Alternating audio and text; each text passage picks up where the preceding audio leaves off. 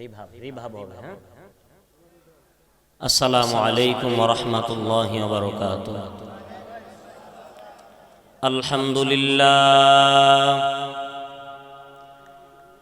আলহামদুলিল্লাহি ওয়া কাফা ওয়া সালামুন আলা ইবাদিহিল্লাযীনা ইসতাফা।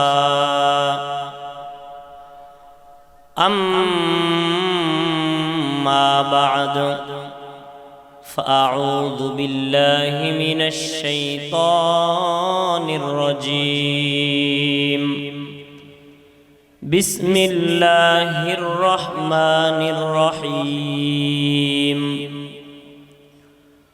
وعباد الرحمن الذين يمشون على الأرض هونا. একটু কমাই দেন না ভাই, কানে বাজে কেন? وعباد الرحمن الذين يمشون على الأرض هونا وإذا خاطبهم الجاهلون قالوا سلاما. والذين يبيتون لربهم سجدا وقياما.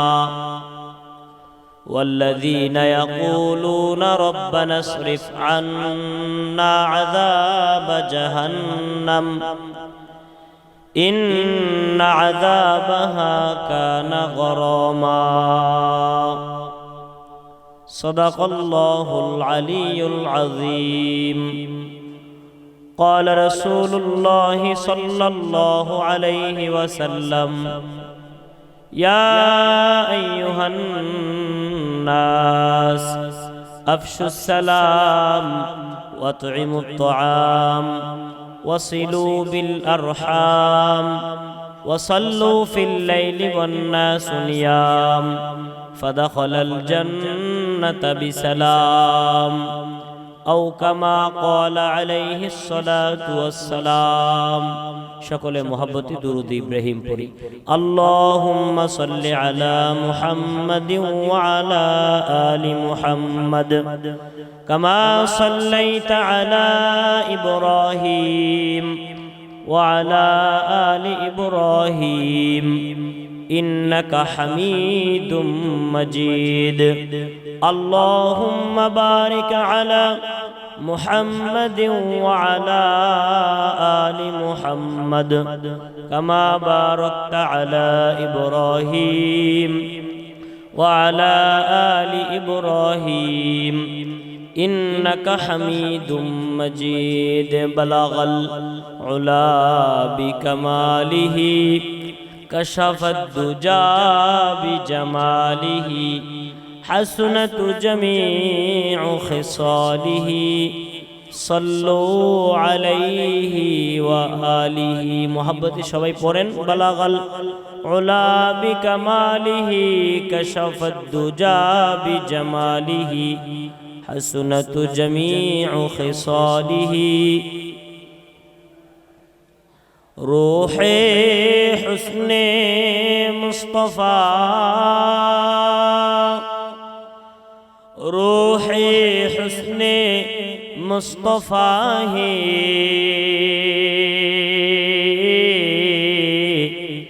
एक बहरे बेकरार उसकी साहल तक कोई शेरी बयां पहुँचा नहीं. बलागल उला बिकमालिही कशफद दुजा बिजमालिही حسنت جميع خصاله صلوا عليه وآله. إن الحمد لله. الإسلامية বালিকা কওমি হাফিজিয়া মাদ্রাসা ও বাজার ব্যবসায়ীগণের উদ্যোগে আয়োজিত হাফেজা ছাত্রীদের বোরখা প্রদান উপলক্ষে এক বিশাল তাফসিরুল কোরআন মাহফিলের সম্মানিত সভাপতি সাহেব, দিগার বুজুর্গ উলামায়ে কেরাম, সম্মুখপানে সমবেত ইমানদার মুসলমান ভাইয়েরা, বুড়া বাবারা, যুবক ভাইয়েরা, পর্দার আড়ালে অবস্থানরত অত্যন্ত সম্মানিতা মা ও বোনেরা, বিশ্বজগতের বিশ্ব মালিক, বিশ্ব প্রতিপালকের দরবারে লাখো কোটি শুকরিয়া যে মহান রব্বে কারীম এই ফিতনা ফাসাদের জমানায় মারামারি, কাটাকাটি, অন্যায়, অশ্লীল, অত্যাচার, বেহায়াপনা থেকে দূরে রেখে দুনিয়ার দামি দামি জায়গাগুলোর মধ্য থেকে অন্যতম দামি জায়গা তাফসিরুল কোরআন মাহফিল। তাফসিরুল কোরআন মাহফিল মানে যেখানে কোরআনের তাফসির হয়। তাফসির এর সংক্ষিপ্ত অর্থ হলো ব্যাখ্যা করা, বিস্তারিত বুঝায় বলা। কোরআনুল কারীমের বিস্তারিত তথ্যাদি যেখানে পেশ করা হয় ওইটা হলো তাফসিরুল কোরআন মাহফিল। এখানে আসছেন আপনারা আল্লাহ আল্লাহ রাসূলের মহব্বতে, দুনিয়ার কোনো মানুষকে রাজি খুশি করার জন্য নয়। কারোর সাথে এমন চুক্তি হয় নাই যে এখানে আসলে পেট ভরে খাওয়াই দেওয়া হবে, পকেট ভরে টাকা দেওয়া হবে। হয়েছে আপনাদের সাথে? কেন আসছেন? আল্লাহ আল্লাহ রাসূলের মহব্বতে, কোরআনের মহব্বতে, দ্বীনের মহব্বতে, ঠিক কিনা? এরকম বরকতময় মজলিসে আসতে পেরে আপনারা খুশি না বেজার? আরো জোরে বলেন খুশি না বেজার? তাহলে কে কে খুশি হয়েছেন দুই হাত উঠে আল্লাহকে দেখাইতে? হাতগুলো নাড়াচাড়া দিই। হ্যাঁ, আমার সাথে পড়েন আলহামদুলিল্লাহ। আরো জোরে আলহামদুলিল্লাহ। হ্যাঁ, এবার বলেন সুবহানাল্লাহ, আলহামদুলিল্লাহ। আওয়াজ হয় না? এই ভাই নাগেশ্বরী উপজেলার মানুষগুলা ঘুমাই গেছেন। এই ঘুমাই গেছেন কারা কারা? জোরে বলেন সুবহানাল্লাহ। সবাই ঘুমাই গেছে। ঘুম ভাঙতে হবে। হাত উঠান সবাই, ভালো করে হাত উঠান, পিছনের বাইরে হাত নাড়াচাড়া দেন। হ্যাঁ, এবার ফাঁকা জায়গা পুরো করে বসেন, শয়তানকে আসতে দেবেন না। ফাঁকা জায়গা পুরো করেন। আসেন না ভাই, আসেন আসেন। হ্যাঁ, ফাঁকা জায়গা পুরো করে বসেন। কাতারের মাঝখানে, মজলিসের মাঝখানে, স্বামী স্ত্রীর মাঝখানে ফাঁকা রাখলে কে আইসা বসে? জোরে বলেন কে? শয়তান আমাদের বন্ধু নাকি শত্রু? শয়তান কি আপনারা বন্ধু বানাইবেন না শত্রু বানাইবেন? শত্রু যদি বানাইতে চান ফাঁকা জায়গা পুরো করে বসেন, আর যদি বন্ধু বানাইতে চান মাঝখানে ফাঁকা রাখেন। শয়তান আইসা বসবে আর আপনাকে গুতা দিবি, গুতা বলবে এখানে বসে থেকে কি লাভ, অনেক রাত্র হয়ে গেছে, অনেক ওয়াজ তো শোনো, মসজিদে শোনো, মাদ্রাসায় শোনো, আরো কত মাহফিল শুনছো, গরমের মধ্যে বসে থাকার দরকার আছে? এই ওয়াসওয়াসাগুলো যে দিবে তার নাম কি? জোরে বলেন কি? শয়তানকে লাঠি দিয়ে দূরে ফালাইয়া আল্লাহর রহমতকে নিচে নামানোর জন্য সবাই পড়েন সুবহানাল্লাহ। আর জোরে বলেন আলহামদুলিল্লাহ, আল্লাহু আকবার। আমি শুরুতেই কিছু এলোমেলো কথা বললাম এই জন্য, আপনাদের দীর্ঘ সময় বসে থাকতে থাকতে দেখলাম একটা বিরক্তিকর ভাব চলে আসছে। অনেকে উঠাউঠি করতেছে, অনেকের ঘুম ধরছে, ক্লান্তি হয়ে অনেকের চলে আসছে। যেই কয়েকটা কথাই হয় আখিরি মোনাজাত পর্যন্ত সবাই শুনে যাব তো ইনশাআল্লাহ। আমি আপনাদের সামনে কালামে হাকিমের সূরা আল ফুরকান, সূরাটার নাম কি বাবা? সূরা আল ফুরকানের 63, 64 এবং 65 নম্বর আয়াত তেলাওয়াত করেছি। তাবরানী শরীফের একখানা হাদিস পেশ করেছি। আল্লাহ চাহে তো আমার তেলাওয়াতকৃত আয়াত এবং হাদিস থেকে কথা বলবো, আমা তৌফিক ইল্লা বিল্লাহ। আপনারা সবাই পড়েন আমিন। এই যে এখানে এসে একটা জিনিস দেখে আমার দিলটা ঠান্ডা হয়ে গেছে। কোরআনের হাফেজা বোনেরা পাগড়ি নিয়ে, বোরখা নিয়েছে, তাদের বাবারা টুপি নিয়েছে। এই যে একটা দৃশ্য দেখলাম, আল্লাহ যদি আমাদের খুশনসিব রাখেন, কিয়ামতের ময়দানে দেখব এই বোনদের মা বাবার মাথার মধ্যে আল্লাহ তাআলা নূরের টুপি পরাই দিবেন ইনশাআল্লাহ। রাসূলের হাদিস সত্য।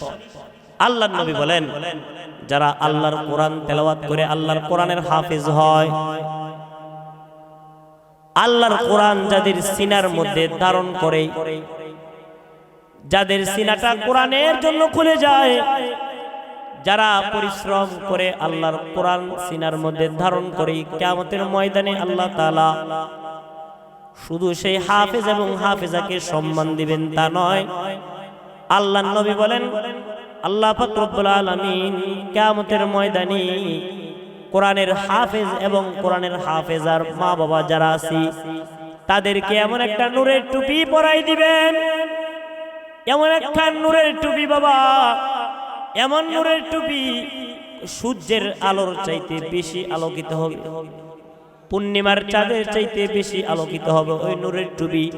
সবাই বলবে দেখ দেখ দেখ, এটা হলো কোরআনে হাফেজ এবং কোরআনে হাফেজার আব্বা আম্মা। এমন সৌভাগ্যবান আমরা হতে চাই। যারা এই সৌভাগ্য দুনিয়াতে অর্জন করেছে আল্লাহ তাআলা তাদের সম্মান আরো বাড়ায় দিবে। জোরে আমিন বলেন, আরো জোরে বলেন আমিন। আপনারা কি বিরক্ত হয়ে গেছে? ঘুমায় গেছেন কারা কারা হাত উঠায় দেখেন তো। একজন ঘুমাইছে, আর কেউ ঘুমাইছেন? ঘুমান নাই, জেগে আছেন তো ইনশাআল্লাহ। जोश के साथ हुश भी रखना चाहिए, जोशेर साथे तो हुशও থাকতে হবে। এই ছাত্র ভাইরা মর্দে মুজাহিদ, তোমরা ঘুমায় আছো না জেগে আছো? জেগে আছো কারা কারা হাত উঠায় দেখাও। নারে তাকবীর, নারে তাকবীর। দ্বীন ইসলাম, কোরআন সুন্নাহর আলো। হাত নামান। ঘুমানো যাবে না। আমি মাঝে মধ্যে টেস্ট করব, নাগেশ্বরী উপজেলার মানুষগুলা মাঝে মধ্যে টেস্ট দেবো। এই কারা কারা ঘুমায় গেছেন হাত উঠান। কেউ হাত উঠালে দাঁড়ায় দাঁড়ায় আবার শুনবে। ঘুমাইবেন না, আমি লম্বা সময় বয়ান করব না। আমাকে দেওয়ার কথা ছিল 9:30টায়, যাই হোক ম্যানেজমেন্ট কমিটি একটু ঝামেলার কারণে লেট হয়ে গেছে। সুতরাং আপনারা মনোযোগ সহকারে শুনেন যে কয়টা কথা বলি। ভূমিকার মধ্যে যে কথাটা বলছি, কোরআনের হাফেজ এবং হাফেজা যারা হয় আল্লাহ তাআলা দুনিয়াতে তো তাদের সম্মান বাড়ায় দেয়, আখিরাতে এমন বাড়াইবে আল্লাহ তাআলা ডাক দিয়ে বলবে, কোরআনের হাফেজকে বলবে, এ হাফেজ দুনিয়াতে তুমি আল্লাহর কোরআন তেলাওয়াত করছো, একটা একটা আল্লাহর কোরআন তেলাওয়াত করবে, একটা আয়াত তেলাওয়াত করবে, জান্নাতের একতলা বিল্ডিং এর উপরে উঠবি, আর একটা আয়াত তেলাওয়াত করবে আরেকতলা বিল্ডিং এর উপরে উঠবি। দুনিয়ার সাধারণ কোনো বাড়ি নয়, আল্লাহর জান্নাতের অতগুলা বিল্ডিং এর অতগুলা তালার উপরে উঠবে, যতগুলা আয়াত তেলাওয়াত করে করে সে হাফেজ হয়েছে। সুবহানাল্লাহ। এই জন্য আল্লাহ তাআলা কোরআনের হাফেজ এবং হাফেজার আব্বা আম্মা সবাইকে হওয়ার তৌফিক দান করেন। জোরে বলেন আমিন। আমি আপনাদের সামনে যে আয়াতে কারিমা তেলাওয়াত করেছি সূরা আল ফুরকানের 63, 64 এবং 65 এবং তাবরানী শরীফের একখানা হাদিস, রাসূল বলেন সূরা আল ফুরকানের 63 থেকে 65 নং আয়াতে আল্লাহ তাআলা আল্লাহর খাঁটি বান্দা যারা আছে, খাঁটি বান্দি যারা আছে তাদের 4টা গুণের কথা বলছে। কয়টা গুণ? সবাই কথা বলেন কয়টা? জোরে বলেন কয়টা? আরো জোরে।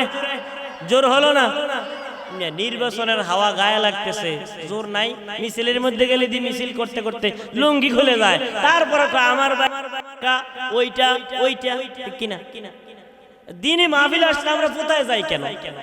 এই কুড়িগ্রাম তো অনেক মর্দে মুজাহিদ, চরমনের মুজাহিদদের এলাকা, যাদের জিকিরের আওয়াজ আকাশ বাতাস কাঁপে ওঠে। আপনাদের আওয়াজ এত দুর্বল কেন? জোরে তাকবীর দিয়া বলেন সুবহানাল্লাহ, আর জোরে বলেন আলহামদুলিল্লাহ, আর জোরে বলেন আল্লাহু আকবার।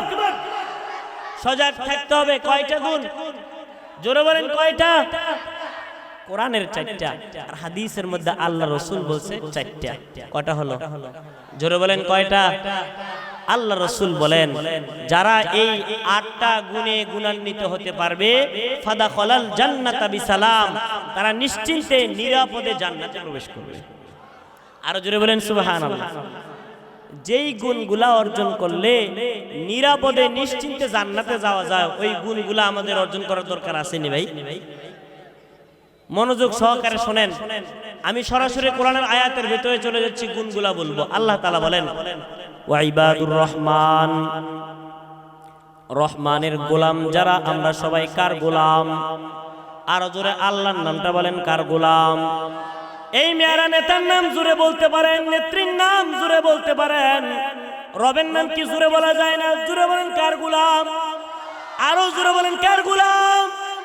আল্লাহর গোলাম। রহমান আল্লাহর নাম।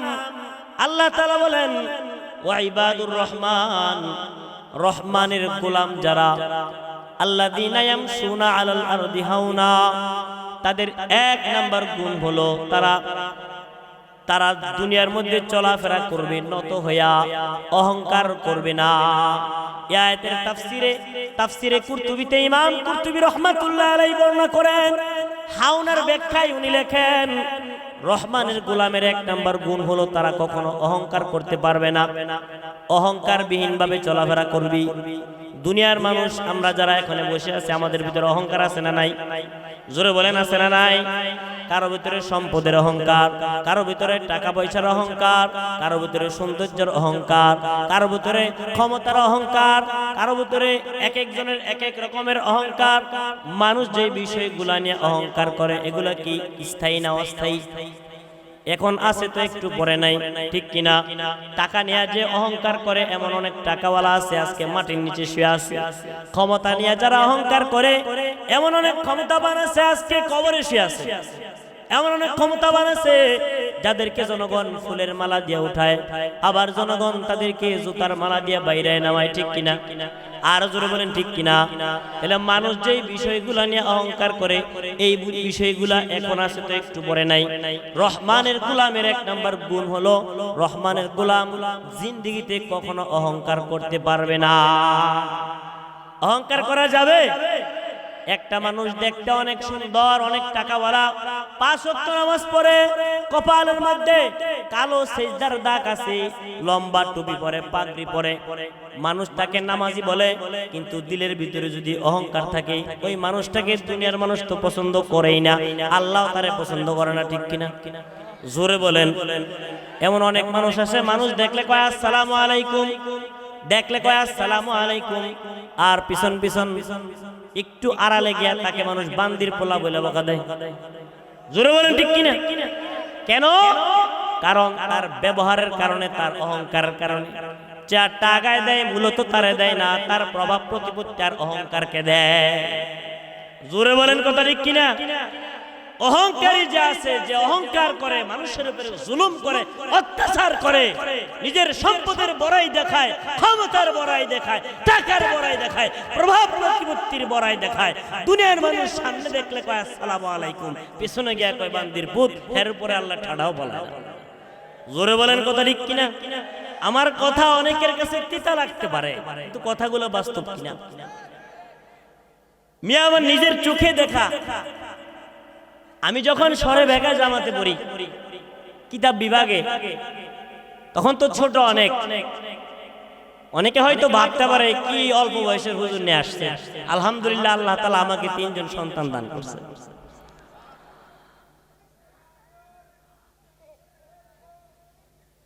আমি যখন শহরে বেকা জামাতে পড়ি তখন মাদ্রাসার আশপাশে একজন বড় পয়সাওয়ালা ব্যক্তি ছিল। খেয়াল করে শুনেন, প্রায় মাহফিলে বোঝানোর জন্য বলি, ভাইয়েরা বোনেরা যারা শুনতেছেন মনোযোগ দিয়ে শুনেন।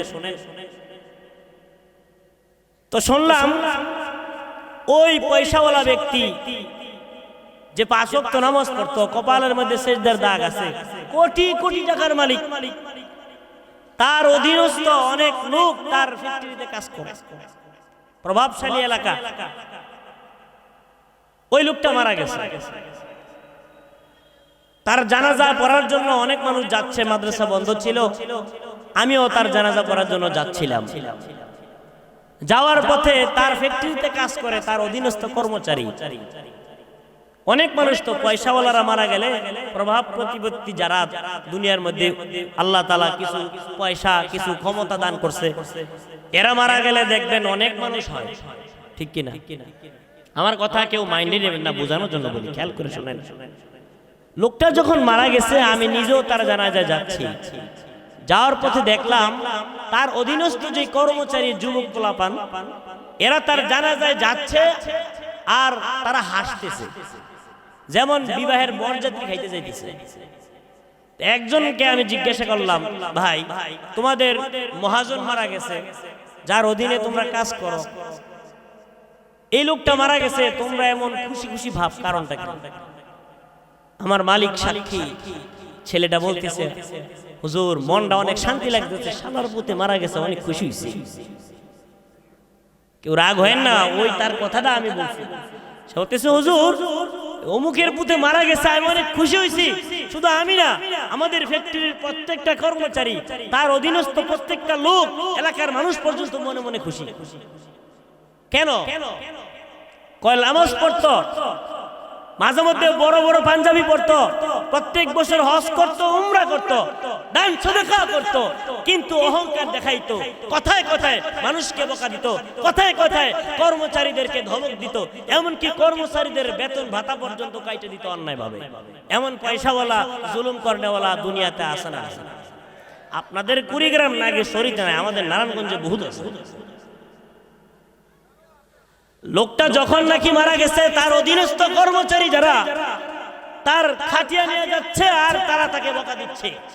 বলেন তো ভাই, তার সারা জিন্দেগীর নামাজ কই গেল, জিকির কই গেল, যাকাত কই গেল, কপালের কালো সিজদার দাগ কোথায় গেল, দাড়ির মর্যাদা কোথায় গেল, লম্বা পাঞ্জাবির সবকিছু কোথায় গেল, আমল আখলাক সব তো জ্বলে গেল। কোথায় গেল? জোরে বলেন, কোথায় গেল? জ্বলে গেল। এই জন্য আমি একটা মাহফিল, প্রত্যেকটা মাহফিলে বলি, ভাই আমরা অনেকে মনে করি পাঁচ ওয়াক্ত নামাজ পড়লে বুঝি খালি খালি খালি খালি খালি মুসলমান, লম্বা দাড়ি রাখছি খালি মুসলমান, সেজদা দিতে দিতে কপাল কালো বানাই ফেলছি খালি মুসলমান হয়ে গেছি, লম্বা একটা পাগড়ি ঝুলাইছি খালি মুসলমান হয়ে গেছি, নামাজ পড়ি পাঁচ ওয়াক্ত কিন্তু আবার ভাইয়ের হক মেরে খায়। আছে না নাই? এই জোরে কথা বলেন, আছে না নাই? নামাজ পড়ে পাঁচ ওয়াক্ত, পাগড়িও পরে, আবার আরেকজনের হক মেরে খায় দোকান থেকে সদাই আনছে তো আনছে, দেওয়ার কোনো খোঁজ খবর নেই। আছে না নাই? নিজে কোটি কোটি টাকার মালিক, শহরে বাড়ি, গ্রামে বাড়ি, গঞ্জে বাড়ি, তারপরও নিজের পাশের বাড়ির একজন গরিবের জমির দিকে, জায়গার দিকে কুত্তার মতো বদনজর দিয়া তাকায় থাকে। আছে না নাই? আরো জোরে বলেন, আছে না নাই? আমি তো বলি এমন নামাজির দাম আল্লাহর কাছে নাই যে নামাজি নামাজ পড়াও আরেকজনের হক মাইরা খায়। এমন দাড়িওয়ালার দাড়ির দাম আল্লাহর কাছে নাই, দাড়ি রাখছে, নবীর সুন্নতের উপরে চলে, মানুষকে দেখায়, কিন্তু আবার ভাইয়ের হক মাইরা খায়, বোনের হক মাইরা খায়, ফুফুর হক মাইরা খায়, আপন এতিম ভাতিজার হক মাইরা খায়। কুড়িগ্রাম নাগেশ্বরীতে নাই, আমাদের নারায়ণগঞ্জে বহুত আছে।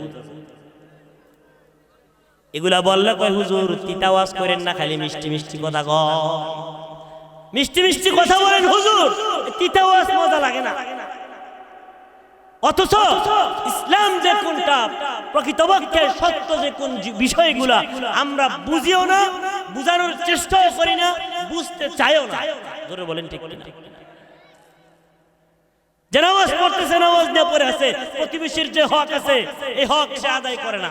আছে না? জোরে বলেন। বোনের যে হক আছে, ভাইয়ের হক আছে, আপন ভাতিজার হক আছে, এগুলো আদায় করে না। নামাজ পড়া, ফজরের নামাজ পড়া, কুদাল নিয়ে বিসমিল্লাহ বলে আরেকজনের ক্ষেত্রে লাইল কোবাই। আছে না নাই? আল্লাহ তাআলা আমাদের সবাইকে বুঝার তৌফিক দান। আর জোরে বলেন আমিন। বড় মনে পড়ছে পীর সাহেব মরহুম ফজলুল করিম রাহমাতুল্লাহ আলাইহির ওই বাণীগুলা বয়ানের মধ্যে বলতেন, বাবারা যারা আরেকজনের হক মাইরা খাও তারা কিন্তু আমার মুরিদ দাবি করো না। ও বাবারা যারা নাকি বিবি পর্দা করাও না তারা কিন্তু আমার মুরিদ দাবি করো না। যারা নাকি ভাইয়ের হক মেরে খাও, বোনের হক মেরে খাও, ফুফুর হক মেরে খাও, তারা আমার মুরিদ দাবি করো না।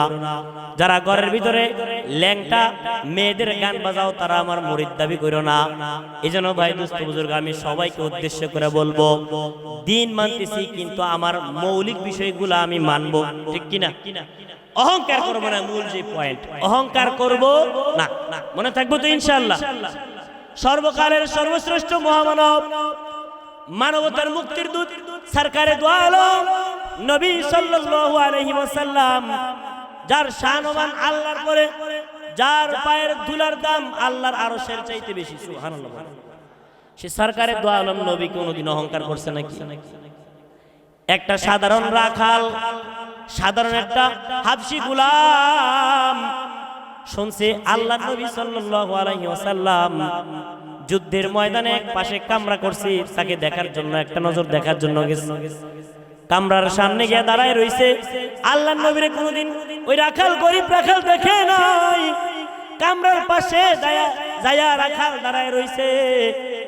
ভাবছি মদিনার প্রেসিডেন্ট, অনেক বড় প্রেসিডেন্ট, অনেক বডিগার্ড থাকবি, তার আশেপাশে অনেক পাহারাদার থাকবি, অস্ত্রধারী অনেক লোক দাঁড়ায় থাকবি। আল্লাহ নবীকে দেখার জন্য নবীর কামরার সামনে যায় দাঁড়ায় রইছি। এমন সময় আল্লাহ নবী কামরার ভিতর থেকে বাইরে আসছে। আয়েশা রাখালকে বলে, এই রাখাল, কাকে খুঁজতেছো, কার কাছে আসছো? রাখাল বলতেছে, আমি মদিনার প্রেসিডেন্ট মুহাম্মদুর রাসূলুল্লাহকে একটা নজর দেখার জন্য আসছি। আল্লাহ নবী কয়, কি বলবা বলো? আমার নাম হলো মুহাম্মদ। সুবহানাল্লাহ। আর জোরে বলেন সুবহানাল্লাহ। নিজের অহংকারিত্ব তুলে ধরে নাই, বরত্ব দেখায় নাই। রাখাল বলতেছে আপনি কি মোহাম্মদ? শুনছি আপনার চেহারার দিকে তাকাইলে ক্ষুধা ভুলে যায় মানুষ, ক্ষুধা ভুলে যায়, ক্ষুধা লাগে না। আমি কি আপনাকে একটু শুয়ে দেখতে পারি নাকি? আল্লাহর নবী সাল্লাল্লাহু আলাইহি ওয়াসাল্লাম কৃষ্ণ বর্ণের গরীব রাখালকে বুকের মধ্যে জড়ায় ধরছে। সুবহানাল্লাহ, বুকের মধ্যে জড়ায় ধরছে। এইজন্য বুজুর্গ, আমরা অহংকার করব না। আমরা তো এক সময় চলাফেরা করছি বন্ধু, ছোটবেলার বন্ধু, এখন বড় শিক্ষিত হয়েছে, বড় ডাক্তার ইঞ্জিনিয়ার হয়েছে, ঢাকায় বাড়ি করছে, শহরে বাড়ি করছে, গ্রামে আসলে গরিব বন্ধুকে আর চিনিই না। আছে কিনা? না, উচিত তো হলো সবার সাথে সমানভাবে চলা, ধনী গরিব সবার সাথে মিশা চলা, সবাইকে দ্বীনের দাওয়াত দিয়ে চলা। অহংকার করা যাবে না। যে অহংকার করবে দুনিয়াতেও ধ্বংস হবে, আখিরাতেও ধ্বংস হবে। খুতুবাতে জুলফিকারে আল্লামা জুলফিকার আহমদ নকশবন্দি রহমাতুল্লাহ আলাইহি ঘুমায় গেছেন আপনারা? কারা কারা ঘুমায় গেছেন হাত উঠায় দেখান তো। জেগে আছেন কারা কারা হাত উঠায় দেখান। নারে তাকবীর, নারে তাকবীর। খুতুবাতে জুলফিকার কিতাবের নাম বাবা আল্লামা জুলফিকার আহমদ নকশবন্দি রহমাতুল্লাহ আলাইহি উল্লেখ করেন, গজনবের বাদশাহ নাম তার সুলতান মাহমুদ গজনবী রহমাতুল্লাহ আলাইহি। তার দরবারে একজন গোলাম ছিল, নাম ছিল আয়াজ। বাদশাহ আয়াজকে অনেক বেশি ভালোবাসতো, অনেক বেশি মহব্বত করত। নিজে যা খাইতো আয়াজকে খাওয়াইতো, নিজে দামি বিছানার মধ্যে শুইতো, আয়াজকেও দামি বিছানার মধ্যে শোয়াইতো। আয়াজের জন্য দামি একটা কামরা প্রাসাদের মধ্যে দিছি। এটা নিয়ে প্রাসাদের অন্যান্য লোকেরা অনেক বেশি কথাবার্তা বলে, কানাঘুষা করে। কিছু মানুষ আছে অন্যের ভালো দেখতে পারে না, আছে কিনা? তারা সব সময় আয়াজের পিছনে লাইগা রইছে, আয়াজের পিছনে লাইগা রইছে। আয়াজকে কিভাবে মিথ্যা তুহমত দিয়া আয়াজের সম্মানটা নিচে নামানো যায়, তাদের হিংসে হয়। এজন্য আয়াজের পিছনে তারা গোয়েন্দা বাহিনী লাগাই দিছে। সব সময় আয়াজের পিছনে লাগা থাকবা, আর দেখবা আয়াজ কখন কি করে, কোথায় যায়। কোন দোষ যদি আয়াজের পাও তাইলে আমাদের কাছে জানাইবা, আমরা সরাসরি বাদশাহ সুলতান মাহমুদের কাছে আয়াজের বিরুদ্ধে মামলা দিব। তো গোয়েন্দা লাগাই দিছে কিছু হিংসুট গোয়েন্দা, এরা সব সময় আয়াজের পিছনে থাকে। লক্ষ্য করলো রাত্রে বেলায় সবাই যখন ঘুমায় যায়, বাদশাহ নিজের কামরায় চলে যায়, আয়াজ নিজের কামরায় চলে যায়। আয়াজ নিজের কক্ষের বাতিটা অনেকক্ষণ পর্যন্ত জ্বালায় রাখে। গোয়েন্দা বাহিনী লুকায় লুকায় দেখতেছে আয়াজ কি করে।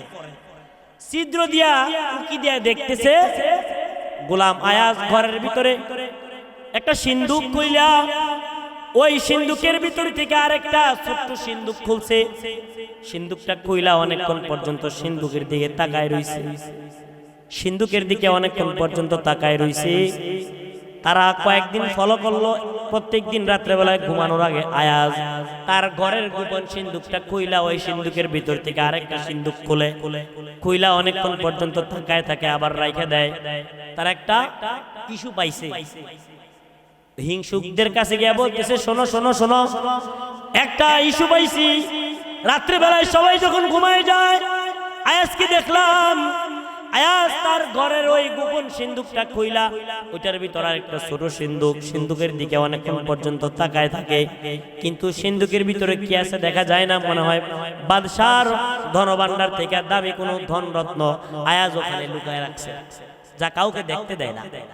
তখন হিংসুকরা যাচাই বাছাই না কইরা নির্দোষ নিরপরাধ একজন ব্যক্তি আয়াজের নামে বাদশার কাছে গিয়ে মামলা দিয়ে দিছে। যায় বলতেছে বাদশাহ, আয়াজকে যে আপনি এত ভালোবাসেন, এত বিশ্বাস করেন, আপনার ধন রত্ন খাজানা সব তো আয়াজ শেষ করতেছে। তো কি করে আয়াজ? তো তার ঘরের ভিতরে গোপন একটা সিন্দুক, ওই সিন্দুকের ভিতরে আরেকটা সিন্দুক, প্রত্যেকদিন রাত্রে সে ওখানে কি জানি জমা করে।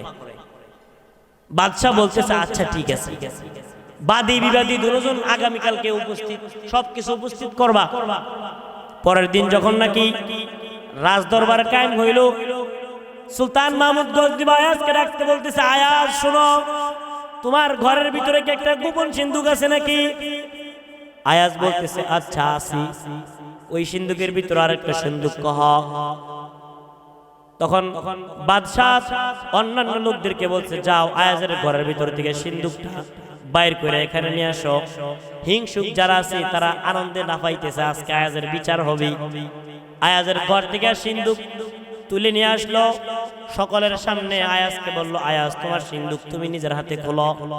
আয়াজ নিজের হাতে সিন্দুক খুললেন। ওই সিন্দুকের ভিতর আরেকটা ছোট সিন্দুক, ওইটা বাদশাহ নিজের হাতে খুললেন। খুলে দেখে সিন্দুকের ভিতরে একটা সামান্য পুরাতন চিরা স্যান্ডেল জুতা, আরেক জোড়া পুরাতন এরকম ভাবে পাঞ্জাবি এবং লুঙ্গি, একেবারে পুরাতন পুরাতন জিনিস মানুষ কি আলমারির ভিতরে লুকায় রাখে নাকি ফালায় দেয়? ফালায় দেয় না। অথবা রান্নাঘরে মহিলারা এগুলো দিয়া, ওই আমাদের এলাকায় লিসুন বলে, আপনারা কি বলেন?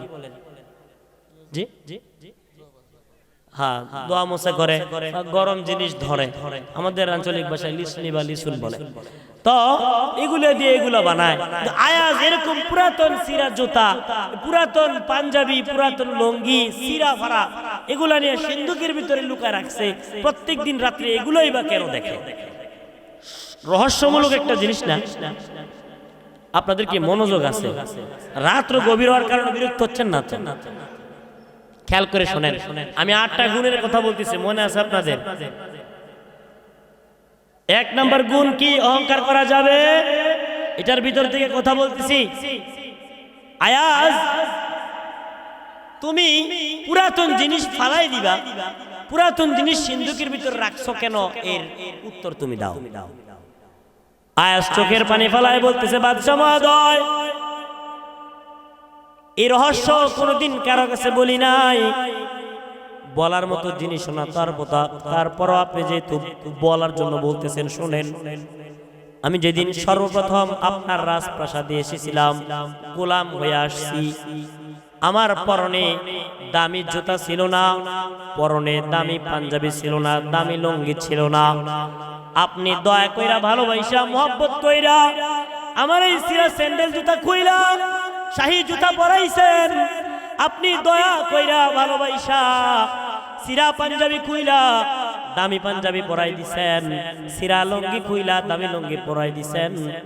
প্রত্যেক দিন ঘুমানোর পূর্বে আমার সেই প্রথম দিনের স্মৃতিগুলা সিন্ধুকের ভিতরে যত্ন করে রাখছি। আর দেখি আর বলি, আয়াজ রে, অহংকার করিস না। বাদশাহ তোরে দামি জুতা পরাইছে, প্রথম দিনের সম্বল কিন্তু এই সিরা জুতা ছিল। আয়াজ রে, অহংকার করিস না। বাদশাহ তোরে দামি লুঙ্গি পরাইছে, প্রথম দিনের সম্বল কিন্তু এই সিরা লুঙ্গি ছিল। আয়াজ রে, অহংকার করিস না। বাদশাহ তোরে দামি পাঞ্জাবি পরাইছে, প্রথম দিনের সম্বল কিন্তু এই সিরা পাঞ্জাবি ছিল। এই কথা শুই না বাদশাহ আয়াজকে বুকের মধ্যে জড়ায় ধরছি, কপালের মধ্যে চুমা দিয়া কয়, আয়াজ, আজকে থেকে তুমি হইলে আমার প্রধানমন্ত্রী। আর জোরে বলেন সুবহানাল্লাহ। হিংসুকরা হিংসা করছে, নিন্দুকরা নিন্দা করেছে, সম্মান বাড়াই দিছে কে? আর জোরে বলেন কে? আর আয়াজ অহংকার করে নাই। দুনিয়ায় তো সম্মান বাড়ছে, আখিরাতে সম্মান বাড়ছে। জোরে বলেন ঠিক কিনা? এই জন্য অহংকার করবেন না তো কোনোদিন। আল্লাহ আমাদের সবাইকে অহংকার মুক্ত জীবন যাপন করার তৌফিক দান করেন। আরো জোরে বলেন আমিন, আরো জোরে বলেন আমিন। মা বোনেরা যারা শুনতেছেন, মা বোনদের মধ্যে অনেক সময় অনেক রকমের অহংকার চলে আসে। আমি দেখে তোমার ঘর করতেছি, কিন্তু আমার বাপের বাড়ির যে জমিদার, আমি যদি আমি না হইতাম আর কেউ তোমার ঘর করতো না, লাঠি দিয়ে চলে যাইতো। স্বামীর সাথে অহংকার করে কি করে না? ফুটায়, অহংকারী দেখায়। এগুলা করবেন না মা বোনেরা। আপনার বাপের বাড়ি যত বড়ই জমিদার হোক, আপনার স্বামী এখন আপনার সামনে বড় পয়সা। জোরে বলেন ঠিক কিনা? এই জন্য মা বোনদেরকে বলবো, অহংকার দেখাবেন না, সব সময় নমনীয়তা অবলম্বন করবেন। আল্লাহ তাআলা আপনাদের সম্মান আম্মাজান খাদিজা, আম্মাজান আয়েশাদের মতো বাড়াই দিবেন। জোরে বলেন ঠিক কিনা? এলে 1 নম্বর গুণ গেল রহমানের গোলামের। 1 নম্বর গুণ কি? অহংকার করা যাবে না। 2 নম্বর গুণ আল্লাহ তাআলা বলেন রহমানের গোলামের 2 নম্বর গুণ, ওয়া ইবাদুর রহমানিল্লাযীনা ইয়ামশুনা আলাল আরদি হাওনা ওয়াইজা খাতাবাহুমুল জাহিলুনা ক্বালু সালামা। রহমানের গোলামের 2 নম্বর গুণ হলো তারা যখন জাহেলদের সাথে কথা বলবে সালাম দিয়ে চলে যাবে, অহংকার এরকম ভাবে তর্ক করবে না। আমাদের মধ্যে অনেক মানুষ আছে 250 গ্রাম জানে 10 মণ তর্ক নিয়ে বসে, আছে কিনা?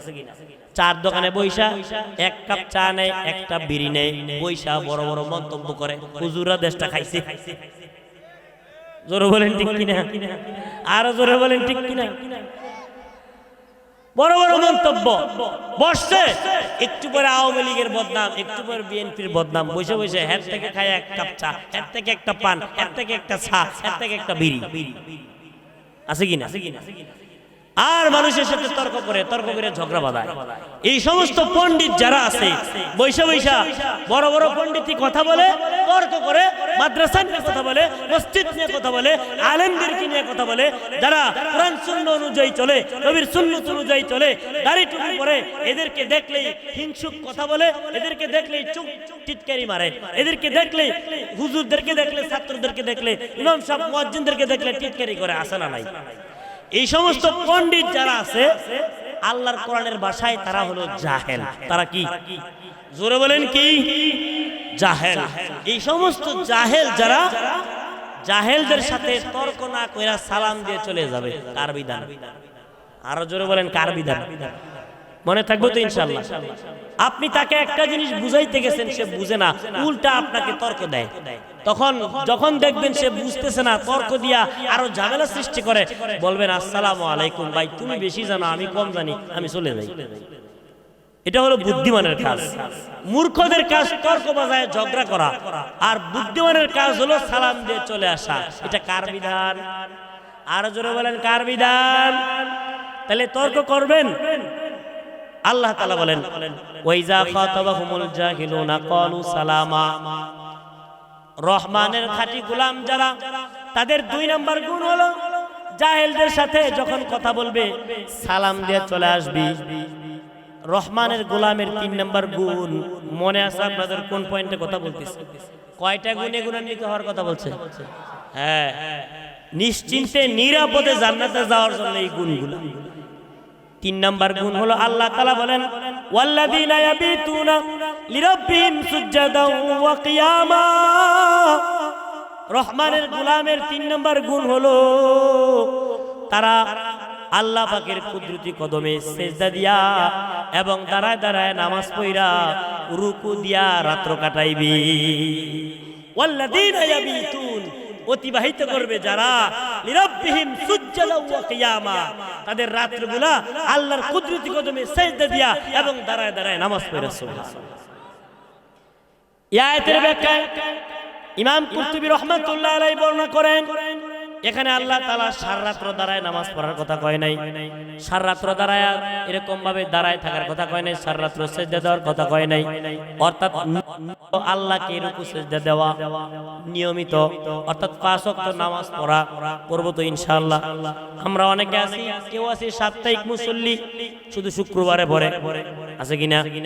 কেউ আছে মাসে একবার ভরে, আবার কেউ আছে ওই কোন আত্মীয়স্বজন মরলে ভরে, আবার কেউ আছে ঈদও পড়ে না, ঈদের নামাজ পড়ে, কেউ আছে ঈদের নামাজও পড়ে না, শুধু জানাজার নামাজ পড়ে, আছে কিনা? আবার কেউ আছে নামাজ তো পড়ে না, যে গেলে বেটা নামাজ পড়ে কি গো, নামাজ পড়ে কি গো, ঈমানটা তো ঠিক আছে, আছে কিনা? আরো জোরে বলে, নামাজ পড়ে কি গো, ঈমান তো ঠিক আছে। 5 ওয়াক্ত নামাজের কথা লেখা নাই ভাই কোরআনে, মারফতের নামাজের কথা কয়জনে জানে? নাউজুবিল্লাহ বলেন, জোরে বলেন নাউজুবিল্লাহ। এমন পণ্ডিত আর বাটপার আছে না নাই? নামাজ তো পড়েই না, উল্টা পড়তে বললে কয় নামাজ পড়ে না তো কি ঈমানটা ঠিক আছে। কেমনে ঠিক আছে তুমি আমাকে বুঝাও। 5 ওয়াক্ত নামাজ কি আল্লাহর রাসূল পড়ে নাই? জোরে কথা বলেন। এই পিছনের বাইরে ঘুমাই গেছেন, আল্লাহ রাসূল পড়ে নাই, সাহাবায়ে কেরাম পড়ে নাই, তাবেঈন তাবেঈন পড়ে নাই, আইম্মায়ে মুজতাহিদিন পড়ে নাই, পীর আউলিয়ারা পড়ে নাই। তুমি যে কও নামাজ পড়ি না ঈমান ঠিক আছে, কেমনে ঠিক থাকলো বল? যদি নামাজ না পড়ে ঈমান ঠিক থাকতো, মসজিদের কি দরকার ছিল? জি, মসজিদের কি দরকার ছিল? এইবার সব বিদায় করে দাও। নামাজ যদি নাই পড়া লাগে মসজিদ কেন বানাইছো? এই সাধারণ বিষয়গুলা কিছু কিছু মূর্খ পণ্ডিত যারা নিজেদেরকে পণ্ডিত দাবি করে এদের মাথায় বুঝে আসে না। এদের মাথায় মগজ কি কুকুরি পেশাব করলো নাকি আল্লাহ আল্লাহ তাআলা হেদায়েত দান করেন। আরো জোরে বলেন আমিন। আল্লাহ তাআলা এই কাছারি পায়রাডাঙ্গা ঈদগাহ ময়দানের মাহফিলে যারা উপস্থিত পর্দার মা বোনদের সহ সবাইকে 5 ওয়াক্ত নামাজ পড়ার তৌফিক দান করেন। আরো জোরে বলেন আমিন। নিয়মিত আল্লাহকে সিজদা দেওয়ার তৌফিক দান করেন।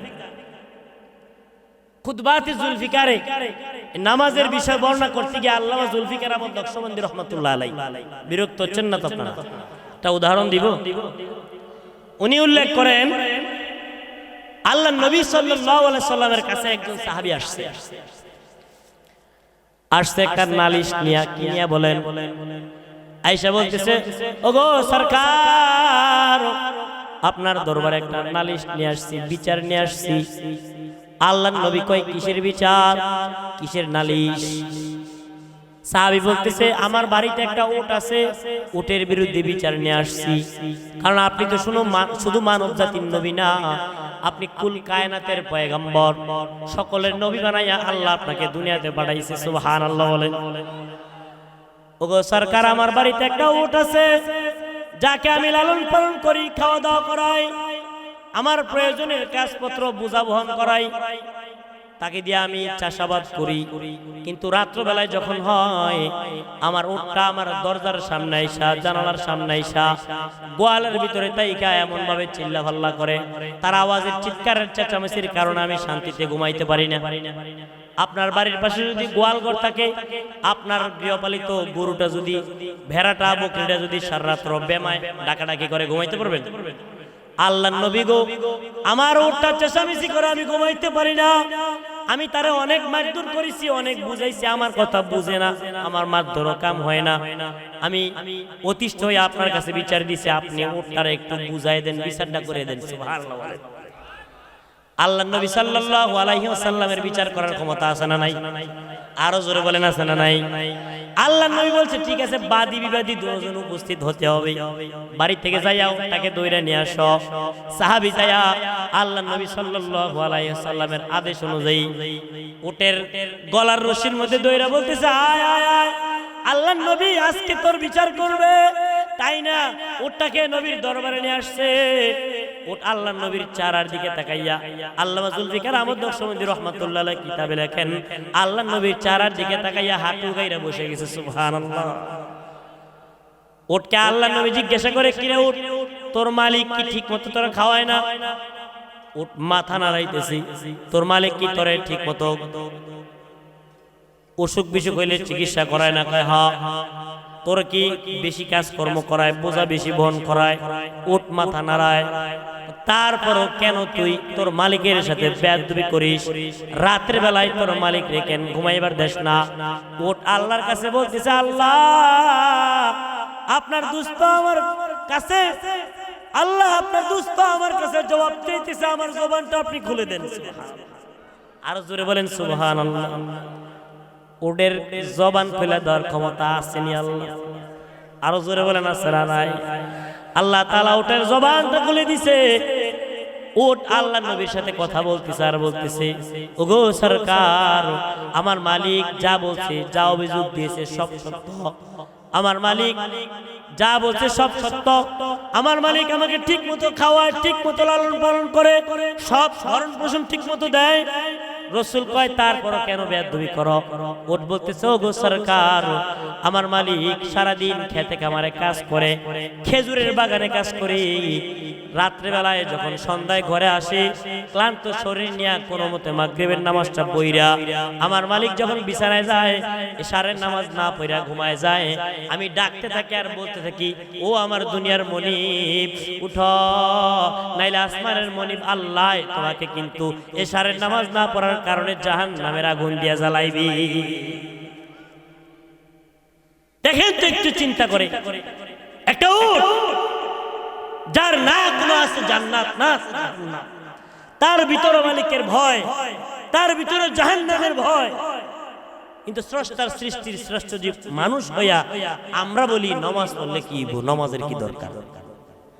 জোরে বলেন ঠিক কিনা? এই জন্য বুজুর্গদের ময়দানে গেলে, বুজুর্গদের মজলিসে গেলে, পীর সাহেব বুজানির ময়দানে গেলে, পীর সাহেব সরবনের ময়দানে গেলে যায় বেনামাজি নামাজি হইয়া ফেরত আসে। জোরে বলেন ঠিক কিনা? এই জন্য ভাই দুস্থ বুজুর্গ, আল্লাহ ওয়ালাদের সোহবতে যান, আল্লাহ ওয়ালাদের সংস্পর্শে যান, বুঝেন, বুঝার চেষ্টা করেন দুনিয়া কি করতেছি, কি নিয়ে যাব, আল্লাহর দরবারে কি নিয়ে দাঁড়াবো। আল্লাহ আমাদের সবাইকে এই নিয়মিত নামাজি বানায় দেন। এই কথা বলার পরে আল্লাহর নবী উঠকে জড়ায় ধরছে, সাহাবী উঠকে জড়ায় ধরে চুমু দিয়া নবীর কাছে তওবা করে বাড়িতে গেছে। ও ভাই দুস্থ বুজুর্গ, ওয়াকিয়া উদাহরণ আপনাদেরকে কেন দিলাম? বুঝানোর জন্য দিলাম, যাতে করে নিয়মিত নামাজি আমরা সকলে হইতে পারি। রহমানের গোলামের 3 নম্বর কি গুণ গেল? নিয়মিত আল্লাহকে সিজদা দেওয়া, নিয়মিত দাঁড়ায় নামাজ পড়া। 4 নম্বর গুণ আল্লাহ তাআলা বলেন, ওয়াল্লাযীনা ইয়াকুলুনা রব্বানা সরিফ আন্না আযাবা জাহান্নাম। রহমানের গোলামের 4 নম্বর গুণ হলো, রহমানের খাঁটি গোলাম যারা আল্লাহর কাছে জাহান্নাম থেকে পানাহ চাবে। কি থেকে? জোরে বলেন, কিসের থেকে? জাহান্নামের আগুন সহ্য করার মতো ক্ষমতা দুনিয়ার কারো আছে? ও বাবারা, ও পর্দারের মা বোনেরা, আপনারা তো আগুনের কাছাকাছি বেশি থাকেন, রান্না বান্না করেন, যখন নাকি গুনাহ করার ইচ্ছা হবে ভাইয়েরা আগুনের দিকে তাকাইবেন, লাকড়ি দিয়া ভাত পাক করে, লাকড়ি দিয়া তরকারি রান্না করে, পানি গরম করে, চা বানায়, যখন নাকি দেখবেন লাকড়িটা পুরাইতেছে আর খেয়াল করবেন আমি যদি আমার মালিকের কাজ না করি, আমি যদি মালিককে খুশি করতে না পারি, জাহান্নামের আগুনে কিন্তু এই লাকড়ির মতো আমাকে জ্বালানো হবে। এই যে এখানে একটা চায়ের কাপ আছে, চা গরম, এই জন্য আস্তে আস্তে পান করি, অথচ এখানে আগুন নাই, অনেকক্ষণ আগে আগুন দিয়ে জ্বালানো হয়েছে, ধরতে পারি না। একটা গরম পাত্র অনেকক্ষণ আগে জ্বালায় আনছি, অনেকক্ষণ আগে আগুনের উনুনে বসানো ছিল, চুলায় বসানো ছিল, ধরলে হাতটা পুড়ে যায়, ধরলে হাতে ঠোসা পড়ে যায়। দুনিয়ার সাধারণ আগুনের তাপ সহ্য করতে পারেন না। এই তো কিছুদিন আগে আবহাওয়া উত্তপ্ত ছিল, তাপমাত্রা বেশি ছিল, আমাদের অনেক কষ্ট হয়েছে, বৃষ্টির জন্য হাহাকার করেছি, আল্লাহ তাআলা বৃষ্টি দিয়া ঠান্ডা করেছে। যদি বৃষ্টি না দিত, ঠান্ডা না করতো, কত লক্ষ কোটি মাইল উপরে সূর্য, তাপ সহ্য হয় না। কিন্তু আল্লাহর বিধান যদি পালন না করি বাবা, এই সূর্য আঘাত উপরে চলে আসবে, আর জাহান্নামের আগুন দিয়ে আমার কবরে দাও দাও করে জ্বালানো হবে। কেমনে সহ্য করব? কেমনে সহ্য করব? খলিফাতুল মুসলিমিন হযরত ওমর, আবু বকর, উসমান, আলী, যাদেরকে আল্লাহ পাকের নবী জান্নাতের গ্যারান্টি দিয়ে গেছে, ওই সমস্ত সম্মানিত ব্যক্তিবর্গ তারা পর্যন্ত জাহান্নামের ভয়ে কাঁদতে কাঁদতে বেহুশ হয়ে যায়। আবু বকর সিদ্দিক খড় কুটা হাতে নিয়ে মাঝে মধ্যে বলতো, হায় রে, এই খড়, এই কুটা, এলাকি, তোর তো জান্নাত নাই, জাহান্নাম নাই, আল্লাহ যদি আমি আবু বকর রে একটা খড় কুটা বানাই তো আমার তো জাহান্নামে যাওয়া লাগতো না। হযরত ওসমান রাদিয়াল্লাহু তাআলা যখন খবর দেখতেন, কাঁদতে কাঁদতে দাড়ি ভিজায় ফেলতেন, এমন ভাবে কান্নাকাটি করতেন জাহান্নামের ভয়ে। আল্লাহ পাকের কাছে কান্নাকাটি করতে করতে দাড়ি ভিজায় ফেলছে, অথচ আল্লাহ তাদেরকে জান্নাতের গ্যারান্টি দিচ্ছে। আমার আপনার কি অবস্থা একটু চিন্তা করছি। আল্লাহর কাছে এই জন্য জাহান্নাম থেকে পানাহ চাবো, বেশি বেশি পড়ব আল্লাহুম্মা আজিরনা মিনান নার। পড়েন আল্লাহুম্মা আজিরনা মিনান নার, সবাই পড়েন আল্লাহুম্মা আজিরনা মিনান নার, আল্লাহুম্মা আজিরনা মিনান নার, আল্লাহুম্মা আজিরনা মিনান নার, আল্লাহুম্মা আজিরনা মিনান নার, আল্লাহুম্মা আজিরনা মিনান নার। এই জন্য এই জাহান্নামের ভয় কলবের মধ্যে ঢুকাইতে গেলে উলামায়ে কেরামের সংস্পর্শে যাওয়া, বুজুর্গদের সংস্পর্শে যাওয়া, যারা জিন্দেগিতে যান নাই একবার হলো যায় দেখবেন, ওই চরমনের ময়দানে, উজানির ময়দানে শায়েখদের জাহান্নামের বয়ান শুনে না কাঁদতে কাঁদতে মানুষ বেহুশ হয়ে যায়, দিলটা পরিবর্তন হয়ে যায়। এই জন্য ভাই দুস্থ বুজুর্গ, আমি বলবো যারা যান নাই বুজুর্গদের ময়দানে যান, মুরিদ হওয়ার জন্য যাওয়ার কথা বলি না, যাই একবার দেখেন, শুনেন কি আগুন তারা কলবের মধ্যে লাগায়। মাওলার ভয়, মাওলার ইশক মোহাব্বত কলবের ভিতরে পয়দা করে। জাহান্নাম থেকে পানাহ চান, আল্লাহ তাআলা আমাদের সবাইকে জাহান্নাম থেকে বাঁচার তৌফিক দান করেন। জোরে বলেন আমিন। চোখের পানি আসে না তাহাজ্জুদের টাইমে দাঁড়ায় দাঁড়ায় 2 রাকাত নামাজ পড়া আল্লাহর কাছে চোখের পানি ফেলায়, খালি এতটুকু বলেন আল্লাহুম্মা জিরনা মিনান নার, আল্লাহুম্মা জিরনা মিনান নার, আল্লাহুম্মা জিরনা মিনান নার, আল্লাহুম্মা জিরনা মিনান নার। পানি আসে না, পানি আনার ভান করেন, কান্দার ভান করেন। একটা ফুটের চোখের পানি যদি আপনি আনতে পারেন, রাসূল বলেন কিয়ামতের ময়দানে আল্লাহ পাক রব্বুল আলামিন যেদিন জাহান্নামকে টাইনা আনতে বলবেন ফেরেশতাদেরকে, জাহান্নাম যখন আসতে থাকবে একদল ফেরেশতা পানি ছিটাই দিবে, জাহান্নাম দৌড়ে চলে যাবে। বান্দা বলবে আল্লাহ কি পানি ছিটাই দিলা, জাহান্নাম দূরে চলে যাইতেছে। আল্লাহ বলবে তোর ওই সংরক্ষণ করে রাখছি যেই পানি আমি আল্লাহর ভয়ে তুই ফালাইছস চোখ থেকে। এজন্য মাওলার ভয়ে কানবেন তো ইনশাআল্লাহ, কানবেন তো ইনশাআল্লাহ। আল্লাহ আমাদের কলবের মধ্যে মাওলা পাকের মহব্বত দান করেন, মাওলা পাকের ভয় দান করেন। জোরে বলেন আমিন। এই আয়াতের ব্যাখ্যায় 4 নম্বর গুণ বলতেছিলাম, মনে আছে আপনাদের? আপনারা কি বিরক্ত হয়ে গেছে? 4 নম্বর যে গুণটা বলছি, জাহান্নাম থেকে বেশি বেশি পানাহ চাবে, এই আয়াতের ব্যাখ্যায় ইমাম কুরতুবী রাহমাতুল্লাহ আলাইহি এবং ইমাম হাসান বসরি রাহমাতুল্লাহ আলাইহি লেখেন, অর্থাৎ রহমানের গোলামের 4 নম্বর গুণ হলো, একটা ব্যাখ্যা হলো আল্লাহর কাছে বেশি বেশি তওবা করা। কি করা? তওবা করা। যেই নবীর কোনো গুনাহ নাই, সামনে পিছনে সব মাফ, সেই নবী প্রত্যেকদিন 100 বার তওবা করছে। সুবহানাল্লাহ। কয়বার?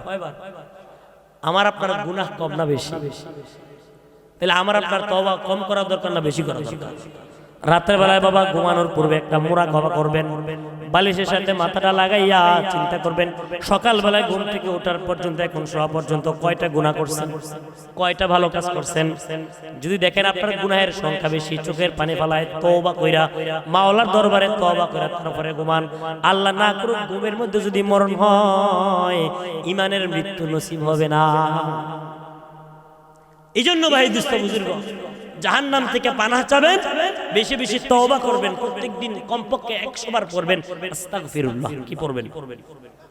জোরে বলবেন কমপক্ষে 100 বার কি পড়বেন? আর জোরে বলেন কি পড়বেন? কয়বার? 100 বার, কমপক্ষে 100 বার আস্তাগফিরুল্লাহ পড়বেন। রাসূল বলেন যারা বেশি বেশি ইস্তেগফার করে, যারা বেশি বেশি তওবা করে, আল্লাহ তাআলা দুনিয়াতে তাদেরকে কয়েকটা নগদ পুরস্কার দেয়। সুবহানাল্লাহ বলেন। কি কি? কোরআনের মধ্যে সরাসরি আল্লাহ বলছে। আল্লাহ কয় ফাকুল তুস্তাগফিরু রাব্বাকুম ইন্নাহু কানা গফফারা, ফাকুল তুস্তাগফিরু রাব্বাকুম ইন্নাহু কানা গফফারা। আল্লাহ তাআলা কয় তোমরা আল্লাহর কাছে তওবা করো, ইস্তেগফার করো, আল্লাহ তাআলা ক্ষমাশীল। যারা তওবা করবে আল্লাহ তাআলা তাদেরকে কি নগদ পুরস্কার দিবে? আল্লাহ কয় ইরসিলিস সামা আলাইকুম মিদরারা ওয়া ইমদিদুকুম বিআমওয়ালিন ওয়া বানিনা ওয়া ইয়াজআল লাকুম জান্নাতিন ওয়া ইয়াজআল লাকুম আনহারা। যে যারা তওবা করবে আল্লাহ তাআলা তাদের দোয়া কবুল করবে। সুবহানাল্লাহ। দোয়া কবুল করে আসমান থেকে রহমতের বৃষ্টি দিবে। তাদের সন্তান হয় না, সন্তান দিয়ে সাহায্য করবে। যারা বেশি বেশি তওবা করবে আল্লাহ পাক রব্বুল আলামিন, তাদের সম্পদ নাই, ধন সম্পদ দিয়ে সাহায্য করবে এবং আল্লাহ তাআলা তাদেরকে জান্নাত দান করবে। সুবহানাল্লাহ। তাহলে বেশি বেশি তওবা করার অন্যতম একটা ফজিলত এই আয়াতের ব্যাখ্যায় মুফাসসির আলাইহির রহমা লেখেন, তাবরানী শরীফের মধ্যে মুহাদ্দিস লেখেন তওবা বেশি বেশি করলে কি পাওয়া যাবে? আল্লাহর কাছে মোনাজাত কইরা যা চাবে আল্লাহ তাদেরকে তা দান করবে। সুবহানাল্লাহ। ও মা বোনেরা, সন্তান হয় না, আল্লাহর কাছে তওবা করেন। সন্তান দেওয়ার মালিক কে? কোন পীরের ক্ষমতা আছে, কোন মাজারের ক্ষমতা আছে, কোন বাবার ক্ষমতা আছে, কোন দরগা দুর্গার ক্ষমতা আছে? ক্ষমতার মালিক কে? আল্লাহর কাছে তওবা করে আল্লাহর কাছে চান, সন্তান দিবেন কে? সন্তানটা কথা শুনে না, আল্লাহর কাছে তওবা করেন। যেই কোনো বিষয়ে আল্লাহর কাছে তওবা করেন, সমস্যার সমাধানের মালিক কে? আল্লাহ। এই জন্য তওবা করবেন তো ইনশাআল্লাহ। এইটা গেল 4টা গুণ, কোরআনের 4টা, হাদিসের 4টা। আমি মুখতাসার ভাবে বলতেছি, আপনারা অনেকে উঠাউঠি করতেছেন, রাত্র বেশি হয়ে গেছে। হাদিসের 4টা। 1 নাম্বার, আল্লাহ রাসূল বলেন, তাবরানী শরীফের হাদিস, ইয়া আইয়ুহান নাস, এই দুনিয়ার মানুষেরা, আমার উম্মতেরা, আফসুস সালাম ওয়া তুইমুত তুআম, নিশ্চিন্তে নিরাপদে জান্নাতে যাইতে গেলে হাদিসের 1 নাম্বার গুণ হলো আল্লাহ রাসূল কয় বেশি বেশি সালামের প্রচার প্রসার ঘটাও। বেশি বেশি কি দিবা? সালাম দিবা। বাড়িতে যায় স্বামী তার স্ত্রীকে সালাম দিবে, স্ত্রী তার স্বামীকে সালাম দিবে। দিবেন তো ইনশাআল্লাহ? ও দাদারা যারা আছেন বাড়ি থেকে দাদির সালাম দিবেন, ভাইয়েরা যারা আছেন বাড়ি থেকে ভাবির সালাম দিবেন, বেশি বেশি সালাম দিবেন।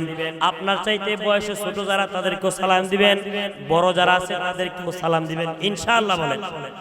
2 নাম্বার ওয়া তুইমুত তুআম, মানুষদেরকে খাবার খাওয়াইবেন, খাবার খাওয়ায়া দোয়া নেবেন। ওয়াসিলু বিল আরহাম, রক্তের সম্পর্ক ঠিক রাখবেন। রক্তের সম্পর্ক বুঝেন তো? আমি শুরুতে যে কয়েকটা কথা বলছি যে হক যদি ঠিক রাখেন, ভাই ভাইয়ের হক দিয়ে দেয়, চাচা ভাতিজার হক দিয়ে দেয়, ফুফুর হক বোনের হক দিয়ে দেয়, রক্তের সম্পর্ক ঠিক থাকে। জোরে বলেন ঠিক। খালি শালির বাড়িতে আপেল কমলা নিয়ে বেড়াইতে যায় না, আপন বোনের বাড়িতে মাঝে মধ্যে যাইবে। এগুলো হলো ব্লাড কানেকশন, রক্তের সম্পর্ক। যারা ছিন্ন করে রাসূল বলেন তারা জান্নাতে যাইতে পারবে না। ওয়াসাল্লু ফিল লাইলি ওয়ান নাসু নিয়াম, 4 নাম্বার আল্লাহ রাসূল বলেন রাত্রে বেলায় তখন দাঁড়ায় নামাজ পড়ো যখন মানুষগুলো ঘুমন্ত অবস্থায় থাকে। তাহলে কয়টা গুণ গেল? 8টা হইছে নি? কোরআনের 4টা, হাদিসের কয়টা? 4টা। কয়টা হলো? 8টা। আল্লাহর রাসূল বলেন যারা নাকি এই 8 গুণে গুণান্বিত হবে, সূরা আল ফুরকানের 63 থেকে 65 নং আয়াতের মধ্যে 4টা, তাবরানী শরীফের হাদিসের মধ্যে 4টা, 8 গুণে গুণান্বিত হবে। আল্লাহর রাসূল বলেন ফাদাখালাল জান্নাতা বিসালাম, তারা নিশ্চিন্তে নিরাপদে জান্নাতে প্রবেশ করবে। নিশ্চিন্তে নিরাপদে জান্নাতে যাইতে গেলে এই 8 গুণের কথা মনে থাকবে তো ইনশাআল্লাহ? কার কার মনে থাকবে হাত উঠায় দেখেন তো ইনশাআল্লাহ বলেন। আরো জোরে বলেন ইনশাআল্লাহ। আল্লাহ হাত নামান। আল্লাহ এই তাফসীরুল কোরআন ময়দান আপনার বান্দারা ওয়াদা করেছে, আল্লাহ মা বোনেরা পর্দার আড়ালে ওয়াদা করেছে, আল্লাহ এই 8 গুণে সবাইকে গুণান্বিত হওয়ার তৌফিক দান করেন। আর জোরে বলেন আমিন। যেহেতু তাফসীরুল কোরআন মাহফিল ছিল এইজন্য কোরআনের তাফসীর থেকে এই কথাগুলো আমি বললাম। পরিশেষে আমি আপনাদেরকে একটা দাওয়াত দিয়ে যাই। সেই দাওয়াতটা হলো বর্তমানে ইহুদি খ্রিস্টান এই জাতিগুলো আমাদের চিরশত্রু। জোরে বলেন ঠিক কিনা? অতীতেও শত্রু, এখনো শত্রু, ভবিষ্যতেও কি? কিয়ামত পর্যন্ত তারা আমাদের ক্ষতি করার চেষ্টা করবেই করবে। যতই বিভিন্ন বাহানা দিয়া, যতই বিভিন্ন কৌশলে তারা আমাদের উপকার দেখাইয়া আমাদের কাছে আসতে চায়, উপকার করো ভালো কথা, কিন্তু ইসলাম থেকে বিতাড়িত করার জন্য, ইসলাম থেকে দূরে সরায় দেওয়ার জন্য কোন রকমের দাওয়াত যদি কোনো মিশনারি আমাদেরকে দেয়, আমরা তাদেরকে বৃদ্ধাঙ্গুলি দিয়ে দেখাই দিব আমরা ইসলাম এবং ইসলামের নবীকে নিজের জানের চাইতে বেশি ভালোবাসি। জোরে বলেন ঠিক কিনা? আরো জোরে বলেন ঠিক কিনা? কোন খ্রিস্টান মিশনারি, কোন অমুসলিম যদি আমাদেরকে তার ধর্মে দীক্ষিত হওয়ার জন্য দাওয়াত প্রদান করে, গোপনে করুক প্রকাশ্যে করুক, যেভাবেই করুক না কেন, নেক শুরুতে এসে ধোঁকা দেওয়ার চেষ্টা করে, আমরা কখনোই তাদের সেই ফাঁদা জালে আটকা পড়ব না। একটা কথা মনে রাখবেন, নদীতে যখন নাকি মাছ ধরা হয়, আপনারা পুকুরে মাছ ধরেন না? মাছ ধরতে গেলে মাছকে খাওয়ার জন্য টোপ হিসাবে কিছু খাবার দেয়, দেন কিনা? মাছ মনে করে কি আমার কি উপকারী, আমার খাবারের সময় হইল, খাবার চলে আসছে, লোভে পইরা ওই মাছ যদি জানতো এই খাবারের ভিতরে তাকে ফন্দি আটকানোর জন্য চলতেছে, এই মাছ সেই খাবার খাইতো। ঠিক তদ্রুপ ভাবে গোটা বাংলাদেশের বিভিন্ন প্রান্তে প্রান্তে ওই সমস্ত জারজ বাহিনী তারা মুসলমানদেরকে দারিদ্রতার সুযোগ নিয়ে মাছকে যেমন আটকানোর জন্য কিছু টোপ ব্যবহার করে, তারা বিভিন্ন টোপ দিয়া মুসলমানদেরকে ইসলাম থেকে খারিজ করার জন্য অপচেষ্টা চালাচ্ছে। আমরা ইনশাআল্লাহ তাদের সেই ফাঁদা জালে পা দিব না ইনশাআল্লাহ। জোরে বলেন ইনশাআল্লাহ। জান চলে যাবে, জান চলে যাবে, তারপরেও তারপর ওই সমস্ত মুরতাদদের ফাঁদা জালে পা দেওয়া যাবে না। ইনশাআল্লাহ বলেন, আরো জোরে বলেন ইনশাআল্লাহ। যদি দেখি আমার নিকটতম কোনো আত্মীয়, আমার কোনো ভাই, আমার কোনো দুস্থ বন্ধু তাদের জালে আটকা পড়ার জন্য যাচ্ছে, তাকে আমি বুঝাবো।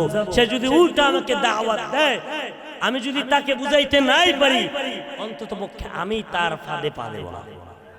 মনে থাকবে তো ইনশাআল্লাহ? মনে থাকবে? এই জোরে বলেন মনে থাকবে? এই কুড়িগ্রাম নাগেশ্বরের মানুষ মনে রাখেন, এই বিষয়গুলা অনেক শোচনীয় বিষয়। আজকে মুসলমানরা না বুঝার কারণে মুসলমানদেরকে ঈমান থেকে দূরে সরাইয়া নাস্তিক বানাই দিচ্ছে, খ্রিস্টান বানাই দিচ্ছে, হিন্দু বানাই দিচ্ছে। জোরে বলেন ঠিক কিনা? আব্দুল্লাহ ইবনে হুযাফা রাদিয়াল্লাহু আনহু, এই কথা বলে আমার বয়ান শেষ।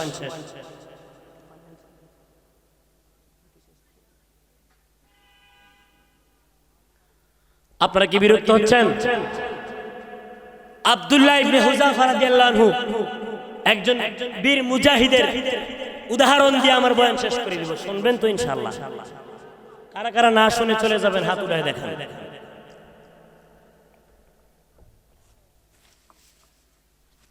আলহামদুলিল্লাহ, আপনারা যে এত রাত্রি পর্যন্ত বসে থাকবেন আমার কল্পনার বাইরে ছিল। যেই কয়েকটা ভাই বসে আছেন, আল্লাহ, আমি শত শত কিলোমিটার দূর থেকে আসছি মেহমান হিসাবে।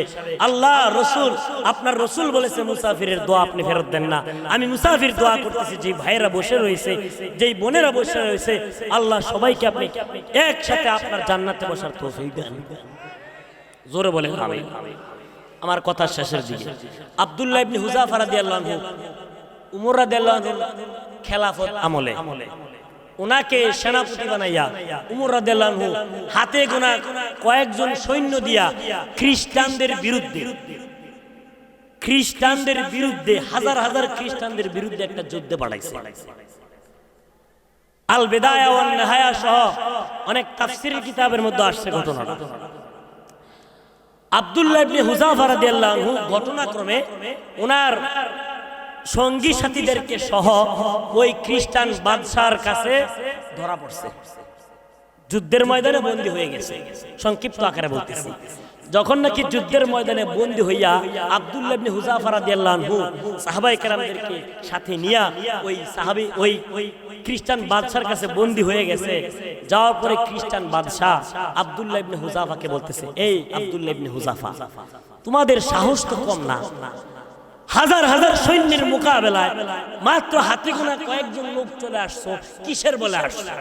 আব্দুল্লাহ ইবনে হুযাফা বলেন, আমরা তরবারির বলে আসি নাই, শরীরের শক্তির বলে আসি নাই, ঈমানের বলে চলে আসছি। সুবহানাল্লাহ।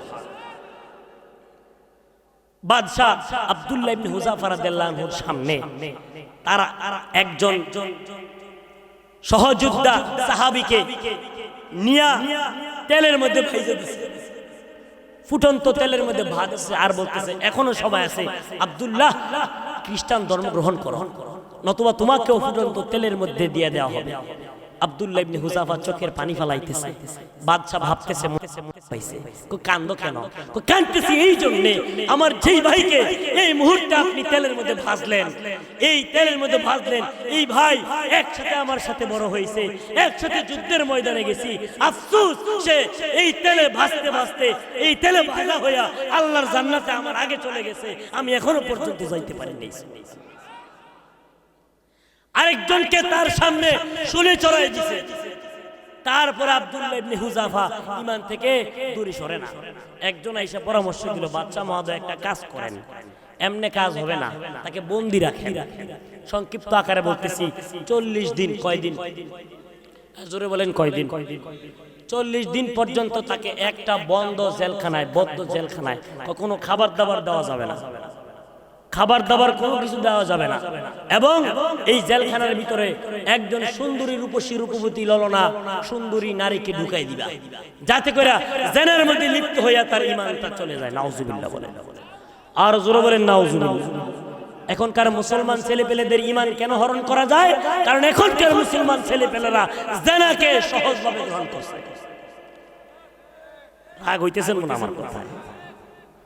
আব্দুল্লাহ, যাই হোক, আব্দুল্লাহ ইবনে হুযাফা রাদিয়াল্লাহু আনহুকে 40 দিন বন্দী রাখার পূর্বে একটা অফার দিছে, এই আব্দুল্লাহ শোনো, কত কষ্ট করবা, কত কষ্ট করবা, শোনো একটা কথা, আমার সুন্দরী মেয়েকে তোমার কাছে বিবাহ দেওয়া হবে, আমার বাইজেন্টাইন সাম্রাজ্যের পুরোটাই তোমাকে দিয়ে দেওয়া হবে, বিনিময়ে ইসলাম ছাইরা খ্রিস্টান ধর্ম গ্রহণ করো।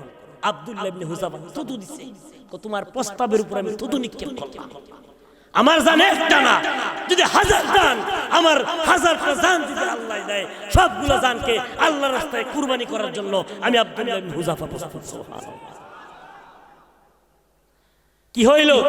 40 দিন পর্যন্ত আব্দুল্লাহ ইবনে হুযাফা রাদিয়াল্লাহু তাআলা আনহুকে একটা বন্ধ ঘরের মধ্যে আটকে রাখছে, কোনো খাবার দাবার দেয় নাই। 40 দিন পর্যন্ত আটকা রাখছে। একটা সুন্দরী রূপবতী গুণবতী নারীকে, সুন্দরী নারীকে জেলখানার ভিতরে ঢুকাই দিছে। 40 দিন পরে যখন আব্দুল্লাহ ইবনে হুযাফাকে খাবার দেওয়ার জন্য জেলখানার ভিতরে গেছে, যায় দেখে আব্দুল্লাহ ইবনে হুযাফার চেহারাটা আরো নুরানি হয়ে গেছে। 40 দিন কোনো খাবার নাই, পানি নাই, কোনো কিছু নাই। কিসের বলে বলে ইমানের বলে খাবার দিতে গেছে। 40 দিন পরে মদ আর শুকরের গোশত নিয়া আব্দুল্লাহ ইবনে হুযাফা কয়, এই মদ আর শুকরের গোশত আল্লাহর নবী হারাম করছে, জান চলে যাবে, তারপরে মদ আর শুকরের গোশত খাওয়া যাবে না। 40 দিন পরে ওই মহিলাকে জিজ্ঞাসা করে, কি ব্যাপার, কি ব্যাপার, তোমাকে দিলাম, তাকে একটু গলাইতে পারলা না? মহিলা কয়, আমার সামনে কি মানুষ দিলেন না পাথর দিলেন? আমি তার কাছেই তো যাইতে পারলাম না, সে আমার দিকে 40 দিনে একবার তাকায় না। 40 দিন পরে ওই বাইজেন্টাইন বাদশা, খ্রিস্টান বাদশা অপারগ হইয়া আব্দুল্লাহ ইবনে হুযাফাকে বলে, তুমি এক কাজ করো, তোমার ইমানের বল দেখে আমি মুগ্ধ হয়ে গেছি, তুমি আমার কপালের মধ্যে একটা চুমা দাও, তোমার একটা চুমার বিনিময়ে আমি তোমার বন্দীদেরকে মুক্তি দিয়ে দিয়েছি। আর জোরে বলেন না সুবহানাল্লাহ। আব্দুল্লাহ ইবনে হুযাফা কপালের মধ্যে চুমা দেয় নাই, হাত রাইখা ভাইদেরকে বাঁচানোর জন্য ওনার হাতের মধ্যে চুমা দিছে, অতঃপর তার ভাইদেরকে মুক্তি দিয়ে দিছে। মুক্তি দেওয়ার পরে যখন উমরের সামনে গেছে, উমর রাদিয়াল্লাহু আনহু আব্দুল্লাহ ইবনে হুযাফার ঈমানের কথা শুনে ওনার কপালের মধ্যে চুমা দিয়ে বুকের মধ্যে জড়ায় ধরছে। সুবহানাল্লাহ। ভাই দুষ্ট বুজুর্গ, আমরা সেই বীর মুজাহিদদের উত্তরসূরি, যারা জান দিতে প্রস্তুত ছিল, ঈমান দিতে প্রস্তুত ছিল। এই জন্য এই পয়েন্টটা আমি শেষে বললাম, মনে রাখবেন, মনে রাখবেন, যে কোনো সুকৌশলে ওই সমস্ত চক্রগুলো আমাদেরকে বিভিন্নভাবে ফাঁদে ফেলার চেষ্টা করতেছে, ভবিষ্যতে করবে, ওই ফাঁদে আমরা কখনো পা দেব না ইনশাআল্লাহ। বলেন আরো জোরে বলেন ইনশাআল্লাহ। আল্লাহ তাআলা যে বিষয়টা বুঝাইতে চাইছি আমাদের সবাইকে বুঝার তৌফিক দান করেন। যেই সমস্ত ভাইয়েরা ওই সমস্ত বানরদের, ওই সমস্ত শুকরদের ফাঁদা জালে পা দিয়েছে, সবাইকে আল্লাহ তাআলা আবার তওবা করে ঈমানের পথে আসার তৌফিক দান করেন। যারা মেহনত করতেছে আল্লাহ তাআলা এই দায়ীদেরকে দ্বীনের মুখলেস দায়ী হিসেবে কবুল ও মঞ্জুর করেন। আজকের আল ইসলামিয়া বালিকা কওমি হাফিজিয়া মাদ্রাসা ও বাজার ব্যবসায়ীদের উদ্যোগে এই তাফসীরুল কোরআন মাহফিলকে আল্লাহ তাআলা কবুল করেন। জোরে বলেন আমিন। এই মাদ্রাসার মোহতামিম সাহেব মাওলানা আনোয়ার সাহেব অত্যন্ত পরিশ্রম করেন মাদ্রাসার জন্য। দোয়া করে আল্লাহ তাআলা ভাইয়ের এই মাদ্রাসাকে কবুল করেন। আপনারা অর্থ দিয়া, শ্রম, বুদ্ধিমেধা, মেহনত দিয়া যখন যেভাবে সাহায্য সহযোগিতা করার দরকার মাদ্রাসার পাশে থাকবেন তো ইনশাআল্লাহ। কারা কারা থাকবেন হাত তুলে দেখেন। জোরে বলেন ইনশাআল্লাহ। আল্লাহ এই হাতগুলাকে আপনি জাহান্নামের আগুনে জ্বালায়েন না। জোরে বলেন আমিন। আর জোরে বলেন আমিন। হাতগুলা নাড়াচাড়া দেন। হ্যাঁ, জোরে বলেন বিসমিল্লাহ। এই রুমাল নিয়ে নামেন তাড়াতাড়ি, একজন রুমাল নিয়ে নামেন। হ্যাঁ, ভালো করে হাত। হ্যাঁ, দোয়ার আগে কিছু সদকা করলে আল্লাহ দান কবুল করেন। হ্যাঁ, হাত মুট করেন, মুট করেন, আবার খোলেন, আবার মুট করেন, আবার খোলেন, আবার বলেন বিসমিল্লাহ। যার যার পকেটে হাত দেন, যার যার পকেটে, আরেকজনের পকেটে না, যার পকেটে যা আছে 10 টাকা, 20 টাকা, 100 টাকা, 500 টাকা সাদাকার নিয়তে, বাপ মার ইসালে সওয়াবের নিয়তে এই মাদ্রাসার মধ্যে কিছু দিয়ে শরীক থাকি। যারা দিয়েছেন আলহামদুলিল্লাহ, এখনো যারা দোয়ার আগে দিবেন, দোয়া করে আল্লাহ তাআলা সকলের দানের খবর সোনার মদিনায় পৌঁছায় দেন। জোরে বলেন আমিন। অনেকের মা বাবা কবরে শুয়ে আছেন, অনেকে বিভিন্ন মাকসাদ নিয়ে দোয়া চাইছেন। এই মাহফিলের সভাপতি, প্রধান অতিথি, বিশেষ অতিথি সহ যারা এই মাহফিলে সর্বাত্মক সহযোগিতা করেছে, অনেক মেহনত করেছে, বন্ধুবর আসাদুজ্জামান ভাই দুর্বার শিল্পী গোষ্ঠীর আল্লাহ তাআলা আসাদুজ্জামান ভাইয়ের মেহনতকে কবুল ও মঞ্জুর করে নেন। আল্লাহ তাআলা ওনার এই মেহনতকে কবুল করেন। ওনার সাথে আরো যারা মেহনত দিয়েছেন, বিশেষ করে অত্র এলাকার ইসলামী আন্দোলনের কর্মী ভাইগণ এবং মুজাহিদ ভাইয়েরা, আল্লাহ তাআলা সবাইকে মরহুম হযরতদের ফয়েজ ও বরকত দান করেন। জোরে বলেন আমিন।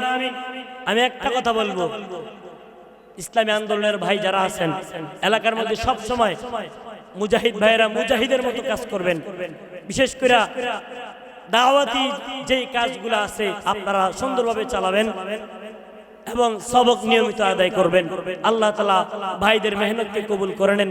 পুরাতন মুজাহিদ ভাই যারা আছেন আল্লাহ তাআলা সবাইকে দ্বীনের সাচ্চা দায়ী, দ্বীনের সাচ্চা মুখলিস দায়ী হিসেবে কবুল মঞ্জুর করে নেন। দোয়ার পূর্ব মুহূর্তে যে সমস্ত ভাইয়েরা এই মাদ্রাসায় টাকা পয়সা দিয়া সাহায্য সহযোগিতা করতেছেন, আল্লাহ তাআলা সকলের দান সদকাকে কবুল ও মঞ্জুর করে নেন। আমি আখেরি বয়ান হিসাবে ভাঙ্গা সূরা কিছু আলোচনা তাফসীরের কিতাব থেকে করেছি। আল্লাহ পাক রব্বুল আলামিন শুননেওয়ালা বলনেওয়ালা সবাইকে কথাগুলোর উপর আমল করার তৌফিক দান করেন। বিশেষ করে 8টা গুণে এবং পরিশেষে যে বিষয়টা নিয়ে কথা বলেছি আশা করি আপনারা বুঝেছেন। এই বিষয়গুলোর উপরে আল্লাহ আমাদের সবাইকে অটল থাকার তৌফিক দান করেন। আমরা বিশেষ করে দোয়া করব যে সমস্ত বোনেরা আজকে বোরখা নিয়েছেন, যাদের বাবাদেরকে টুপি দেওয়া হয়েছে, আল্লাহ তাআলা তাদেরকে দ্বীনের জন্য কবুল করেন।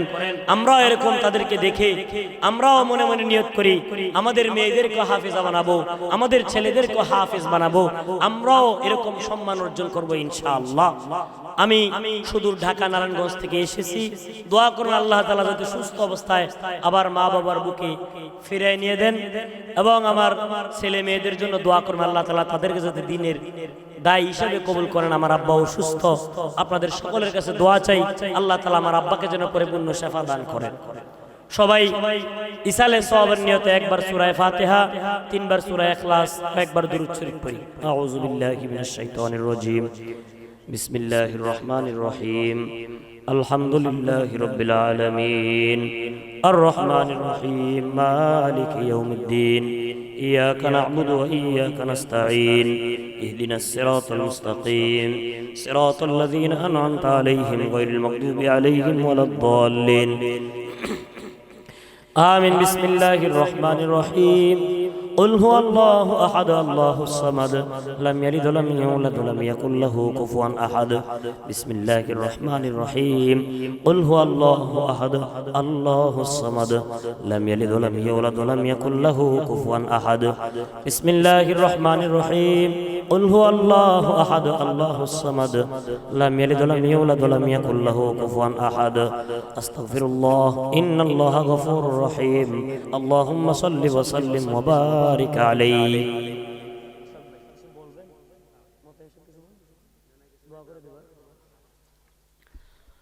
الحمد لله رب العالمين والصلاة والسلام على سيد الأنبياء والمرسلين محمد وعلى آله وأصحابه أجمعين. ربنا ظلمنا أنفسنا وإن لم تغفر لنا وترحمنا لنكونن من الخاسرين. ربنا آتنا في الدنيا حسنة وفي الآخرة حسنة وقنا عذاب النار. اللهم نبر قلوبنا بنور الإيمان. اللهم زين أخلاقنا بالقرآن. ফেলে দিও রে মাওলা, ফেলে না দিও। এ বান্দাদের গুনাহ তুমি ক্ষমা করে। বান্দা আসি বন্দেগি নাই, বরবাদ করলাম জিন্দেগি। রোজ হাসরের বিচার দিনে এ বান্দাদের উপায় কি? রহিম রহমান নামে নিলাম তোমায় মানিয়া। রোজ হাসরে কেমনে দিবা জাহান্নামে ফালাইয়া। রব্বে কারীম পরওয়ারদিগার আলম মাওলা করিম মাওলা গভীর রজনীতে আল ইসলামিয়া বালিকা কওমি ও হাফিজিয়া মাদ্রাসা ও বাজার ব্যবসায়ীদের উদ্যোগে আয়োজিত আয় আল্লাহ কুড়িগ্রাম জেলা নাগেশ্বরী উপজেলার কাছারি পায়রাডাঙ্গা ঈদগাহ ময়দানে নাখান্দার গুনাহগার ওলামা কেরামদেরকে নিয়ে হাফিজে কোরআনদেরকে নিয়ে দাড়িফাকাময় মুরব্বীদেরকে নিয়ে যুবক ভাইদেরকে নিয়ে আল্লাহ কুসি গেছে মাসুম বাচ্চাদেরকে নিয়ে পর্দালের মা বোনদেরকে নিয়ে হাত উঠাইলাম। আয় আল্লাহ আপনার দরবারে মাওলা ভিক্ষুকের হাত দুজন উঠাই ধরলাম। আল্লাহ যা কিছু বাঙ্গা সূরা আমল করলাম আল্লাহ আপনি কবুল ও মঞ্জুর করে নেন। সবের হাদিয়া লক্ষ কোটি গুণ বাড়াইয়া বলবে মার্জনা করি আপনার দুস্থ সোনার মদিনায় শাহিত আকা নামদার তাজদির মদিনা রাহমাতুল লিল আলামিন নবী মুহাম্মদুর রাসূলুল্লাহ সাল্লাল্লাহু আলাইহি সাল্লামের পাক রওজা মুবারকে পৌঁছায় দেন। আয় আল্লাহ মাহফিলের শুরু থেকে আয় আল্লাহ মোনাজাত পর্যন্ত যত আলোচনা হয়েছে মাওলা সবগুলোর উপরে সবাইকে আমল করার তৌফিক দান করেন। আয় আল্লাহ খাস করে মাওলা তাকায় দেখেন আপনার অনেক বান্দারা এখানে হাত তুলাইছে। আয় আল্লাহ এই হাতে অনেকে নিজের মার কবরে মাটি দিয়েছে। আল্লাহ এই হাতে অনেকে নিজের বাবার কবরে মাটি দিয়েছে। আল্লাহ আমরা অনেকে বাড়িতে গিয়ে মারে মা বলে ডাক দিব কলিজাটা ঠান্ডা হয়ে যাবে। আল্লাহ আব্বাকে আব্বা বলে ডাক দিব কলিজাটা ঠান্ডা হয়ে যাবে। আল্লাহ আমরা অনেকে বাড়িতে গিয়া মায়ের হাতের রান্না খাবো, মায়ের মায়াবী ডাক শুনবো, মায়াবী চেহারা দেখবো, দুঃখ ভুলে যাবো। এমন অনেক হতভাগা এখানে হাত তুলেছে গো। জিন্দিগিতে কোনোদিন মাওলা মাকে একটা মা বলে ডাক দিতে পারো আল্লাহ, জিন্দিগিতে কোনোদিন আব্বার একটা আব্বা বলে ডাক দিতে পারো। যেই মা নিজে না খায় সন্তান রেখে 10 মাস 10 দিন গর্ভে ধারণ করেছে, গর্বের শত ব্যথা বেদনা ভুলে গিয়ে আল্লাহ ডানে দাঁড়াইছে বামে দাঁড়াইছে, পেটে সন্তান লাথি দিছে, তারপরে সন্তানকে নষ্ট করে দেয় নাই।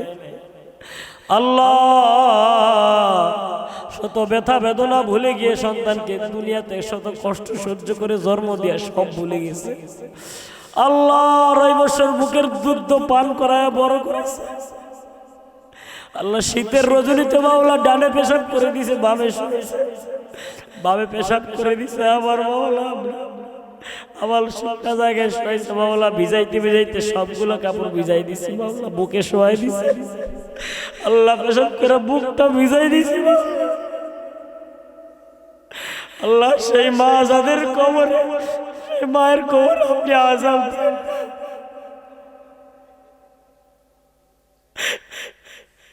আল্লাহ আল্লাহ আমার মা বাবা বেঁচে আছে মাওলা, আপনি হায়াত দান করেন। আল্লাহ বাড়ি থেকে বেরা হয়ে আসার সময় চোখের পানি ফলায় দোয়া করে দেয়। আল্লাহ এই ছায়াকে আপনি আরো দীর্ঘায়িত করে দেয়।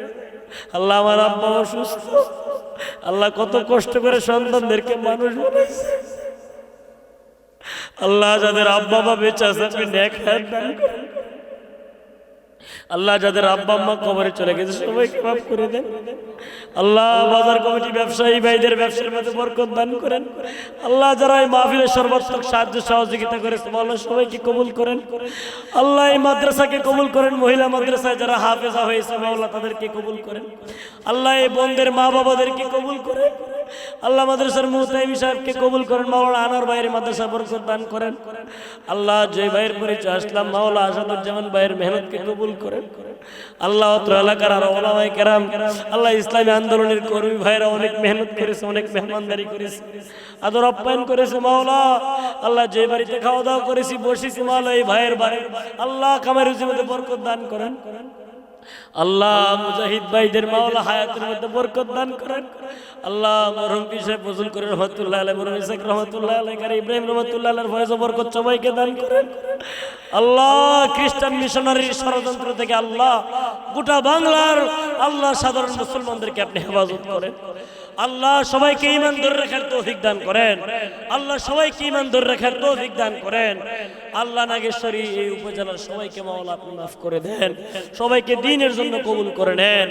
আল্লাহ আখেরি ফরিয়াদ মাওলা, জানি না মালাকুল মউত কোন দিন চলে আসবে মাওলা, সেই দিন কোন আসার পূর্বে খাঁটি মুমিন মুসলমান বানায় দেন।